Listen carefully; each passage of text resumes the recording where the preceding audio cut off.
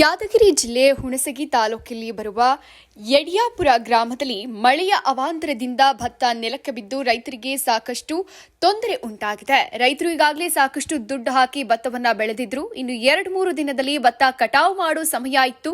ಆದರೆ ಅತಿವೃಷ್ಟಿ ಅನಾವೃಷ್ಟಿಯಿಂದ ಮಳೆ ಬಂದು ಕಟಾವ್ಗೆ ಬಂದಿರುವ ಭತ್ತ ನೆಲಕಚ್ಚಿ ರೈತರಿಗೆ ಸಾಕಷ್ಟು ನಷ್ಟ ಆಗಿದೆ. ಕೈಗೆ ಬಂದ ತುತ್ತು ಬಾಯಿಗೆ ಬರದಂತಾಗಿದೆ ಅಂತ ರೈತರು ಮಾಧ್ಯಮದಂದು ಅಳಲು ತೋಡ್ಕೊಂಡಿದ್ದಾರೆ.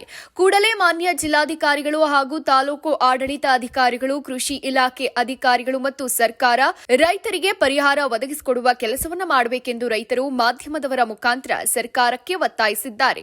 ನಾವು ಈಗಾಗಲೇ 1 ಎಕರೆಗೆ 30 ರಿಂದ 35 ಸಾವಿರ ಹಣವನ್ನ ಖರ್ಚು ಮಾಡಿದ್ದೀವಿ. ನಮ್ಮ ಖರ್ಚು ಮಾಡಿದ ಹಣದಲ್ಲಿ 10 ಸಾವಿರ ನಮ್ಮ ಕೈಗೆ ಬರುತ್ತೋ ಇಲ್ವೋ ಅನ್ನೋ ಹಾಗಾಗ್ಬಿಟ್ಟಿದೆ ಅನ್ನೋ ಅನುಮಾನ ಶುರುವಾಗಿದೆ. ಕೂಡಲೇ ಸರ್ಕಾರ ನಮಗೆ ಪರಿಹಾರ ಕೊಡಬೇಕು ಅಂತ ರೈತರು ಆಗ್ರಹ ಮಾಡ್ತಿದ್ದಾರೆ. ವರದಿ ಹನುಮಂತರಾಯಗೌಡ, ಯಡಿಯಾಪುರ, ಯಾದಗಿರಿ.